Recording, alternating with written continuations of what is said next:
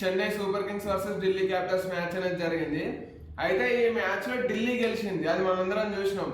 కాకపోతే ఈ సంవత్సరం కనుక చెన్నై చూసుకుంటే తమ రికార్డులన్నీ బ్రేక్ చేయడం పైన ఉన్నది. ఎందుకంటే ఆర్సీబీ 2008 తర్వాత ఒక్కసారి కూడా చెపాక్లో గెలవలేదు, కాకపోతే ఈ సీజన్ లో గెలిచింది. అట్నే ఢిల్లీ కూడా 15 సంవత్సరాల తర్వాత చెపాక్ స్టేడియంలో చెన్నైని ఓడించింది అన్నమాట. వాళ్ళు అప్పుడు ఎప్పుడో 2010లో గెలిచారు ఢిల్లీ డే డెవిల్స్ ఉన్నప్పుడు. ఇప్పుడు మళ్ళా ఈ రోజు మళ్ళీ అక్షర్ పటేల్ కెప్టెన్సీలో చెన్నై సూపర్ కింగ్స్ పైన గెలిచింది అన్నమాట ఢిల్లీ. ఇక మ్యాచ్ గురించి కనుక వస్తే ఈ రోజు మ్యాచ్ లో టాస్ గెలిచిన వెంటనే అక్షర్ పటేల్ ఫస్ట్ మేము బ్యాటింగ్ తీసుకుంటాం అన్నాడు. ఎందుకంటే మనం ఎక్కువ చూస్తున్నాం ఈ సీజన్ లో ఎక్కువ చేసింగ్ చేసే టీములు గెలుస్తా ఉన్నాయి. కాకపోతే అక్షర్ పటేల్ బ్యాటింగ్ తీసుకోనికి మెయిన్ రీజన్ చెన్నై బ్యాటింగ్ ఎంత పూర్ పర్ఫార్మెన్స్ చేస్తుందో మనం చూస్తూనే ఉన్నాం. 180 కొడితే చాలు చెన్నై టీం అనేది 2 పాయింట్లు ఇచ్చేసి వెళ్ళిపోతుంది. 2019 తర్వాత 2020 నుండి ఇప్పటి వరకు ఒక్కసారి కూడా చెన్నై సూపర్ కింగ్స్ 180 టార్గెట్ ను చేజ్ చేయలేదు, అంటే 180+ టార్గెట్ ను చేజ్ చేయలేదు. కాకపోతే ఈ రోజు దానికి తగ్గట్టే ఢిల్లీ 183 రన్స్ అనేవి కొట్టింది అనమాట. అందులో మెయిన్ కారణం ఎవరు? KL Rahul, classy Rahul. మనోడు మళ్ళీ తన ఫామ్ లోకి వచ్చేసిండు, తన క్లాసీ టచ్ లోకి వచ్చేసిండు. అంటే ఛాంపియన్స్ ట్రోఫీ ఇండియాలో చూస్తున్నాం మనోడు మంచి టచ్లు ఉన్నాడు. కాకపోతే ఢిల్లీ జట్టుకు ఫస్ట్ హాఫ్ సెంచరీ చేసిండు అనమాట. ఈ రోజు 77 రన్స్ అనేవి కొట్టిండు. మనోడే ఈ రోజు మెయిన్ గా పర్ఫార్మెన్స్ చేసింది, ఎందుకంటే ఇలా కేఎల్ రాహుల్ ఓపెనర్ గా వచ్చిండు జేక్ ఫ్రేజర్ మెగ్గర్ తోటి కలిసి. డూప్లెసిస్ ఈ రోజు ఫిట్ గా లేడని ఆడలేదు. అయితే మరి నిజంగానే ఫిట్ గా లేడా ఇంకేమన్నా కారణం అనేది తెలియదు, కానీ మెగ్గర్ కు అట్నే కేఎల్ రాహుల్ ఇద్దరు ఓపెనింగ్ చేసిరు అనమాట. కాకపోతే మెగ్గర్ కి అస్సలే తన స్థాయికి దగ్గర పర్ఫార్మెన్స్ ఇవ్వట్లేదు. మనోడి పైన చాలా హోప్స్ పెట్టుకున్నారు లాస్ట్ సీజన్ లో చూసిన తర్వాత. ఈ సీజన్ లో ఒక్కసారి కూడా మళ్ళీ అటువంటి పర్ఫార్మెన్స్ అనేది చేయలేదు. ఈ రోజు అయితే డక్ అయిపోయిండు. అయినా కూడా అభిషేక్ పూరెల్ అట్నే కేఎల్ రాహుల్ వీళ్ళిద్దరు కలిసి మంచి పార్ట్నర్షిప్ అనేది బిల్డ్ చేసిరు అనమాట. అభిషేక్ పూరెల్ 30+ రన్స్ కొడితే కేఎల్ రాహుల్ కూడా మంచిగా పర్ఫార్మెన్స్ చేసుకుంటూ వచ్చారు. వీళ్ళిద్దరు స్కోర్ బోర్డ్ ను నడిపించారు. చెన్నై పిచ్ పైన ఎట్లా ఆడనో అట్లా ఆడారు. మిగిలిన పిచ్ల పైన కాకుండా చెన్నై పిచ్ అట్లా తారుడు పిచ్ కాదు కదా, అది మంచిగా బౌలింగ్ బ్యాటింగ్ రెండింటికి మెయిన్గా ఉంటుంది. మెయిన్గా స్పిన్ బౌలింగ్ అది ఎక్కువ అనుకూలిస్తూ ఉంటుంది. అయితే అటువంటి పిచ్ పైన మరీ ఆగం కావద్దు, అలా మరీ స్లో కావద్దు. అట్నే ఈరోజు ఢిల్లీ బ్యాటింగ్ అనేది చేసింది. మెయిన్ గా కేఎల్ రాహుల్ ఈ రోజు తన ఎక్స్పీరియన్స్ మొత్తాన్ని చూపించిండు. కేఎల్ రాహుల్ ఒక ఎండ్ లో అట్లా నిలబడి ఉంటే అవతల ఎండ్ వైపు అచ్చుడు రన్స్ కొట్టుడు అవుట్ అవడు, అదే జరిగింది.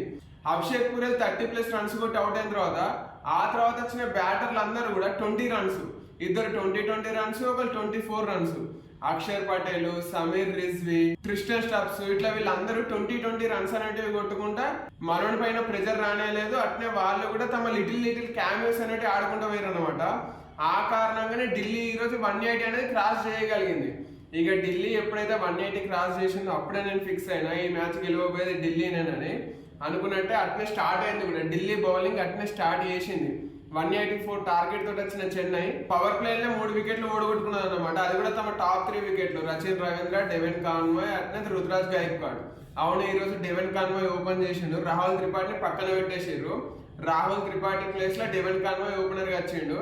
అయితే ఎట్లయినా త్రిపాఠిని పక్కన పెట్టాలి అనుకున్నప్పుడు రుతురాజ్ గైక్వాడ్ 1 డౌన్ లోనే రావడానికి మెయిన్ కారణం ఏంది అనేది అర్థమైతే లేదు. మరి ఇండియన్ టీంను దృష్టిలో పెట్టుకుని రుతురాజ్ గైక్వాడ్ అట్లా ఉన్న 1 డౌన్లు వస్తుందా అనేది ఒక పాయింట్. ఎందుకంటే ఇండియన్ టీంలు ఇప్పటికే ఓపెనింగ్ కు చాలా మంది పోటీ ఉన్నారు. అందుకే ఇప్పుడు 1 డౌన్ కు కొంచెం తక్కువ పోటీ ఉన్నది. కోహ్లీ పోయిన తర్వాత వన్డేలలో 1 డౌన్ ఎవరు అనేది ఇంకా ఫిక్స్ కాలేదు. అట్నే T20లలో కూడా 1 డౌన్ పొజిషన్ అనేది ఇంకా ఓపెన్ గానే ఉన్నది. తిలక్ వర్మ మంచిగా పర్ఫార్మెన్స్ చేసింది, కానీ ఆ పొజిషన్ ఇంకా ఓపెన్ గానే ఉన్నది. అందుకే రుతురాజ్ గైక్వాడ్ టీం ఇండియాను దృష్టిలో పెట్టుకుని 1 డౌన్ ఏమన్నా వస్తుందా అనే ఒక ఆలోచన అయితే ఉన్నది. ఏదేమైనా కూడా మనోడు 1 డౌన్ లోనే వస్తున్నాడు. ఫస్ట్ మంచిగా 2 హాఫ్ సెంచరీలు కొట్టింది, కానీ ఈ మ్యాచ్ లో పర్ఫార్మెన్స్ చేయలేకపోయాడు.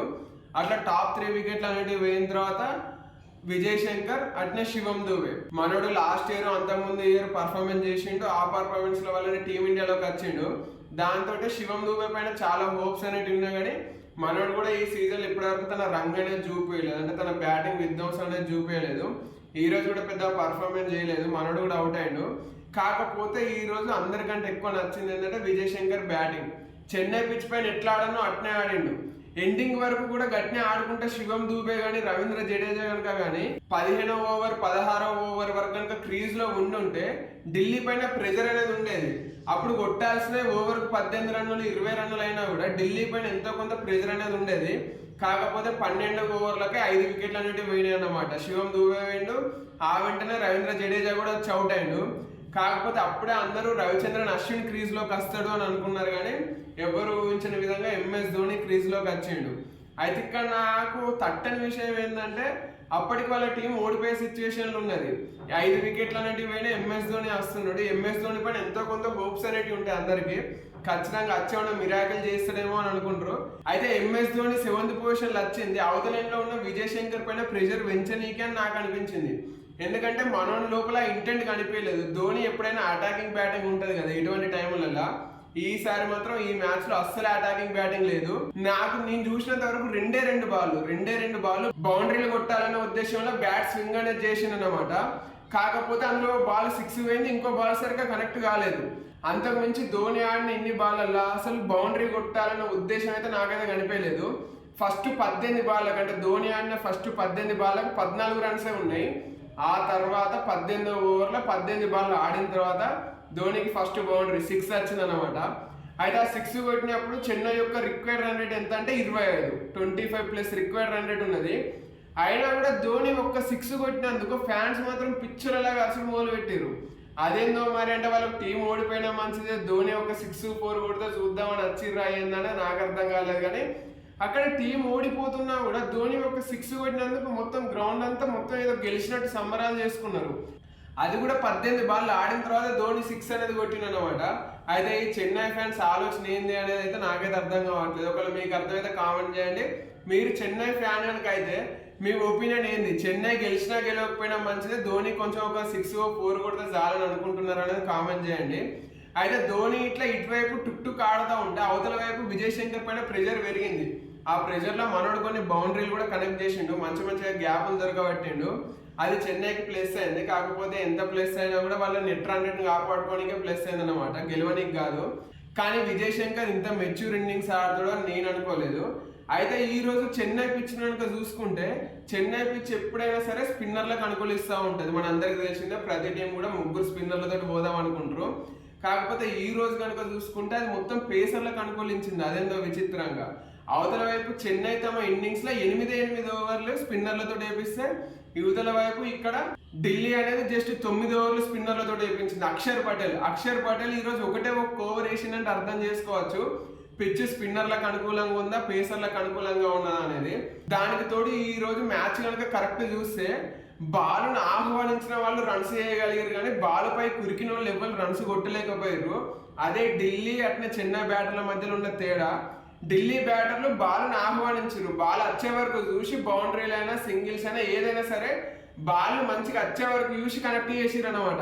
కాకపోతే చెన్నై బ్యాటర్లు అందరూ బాల్ పైకి ఉరికిర్రు, అందువల్లనే వాళ్ళు ఎక్కువ స్కోర్ అనేది చేయలేకపోయారు అనమాట.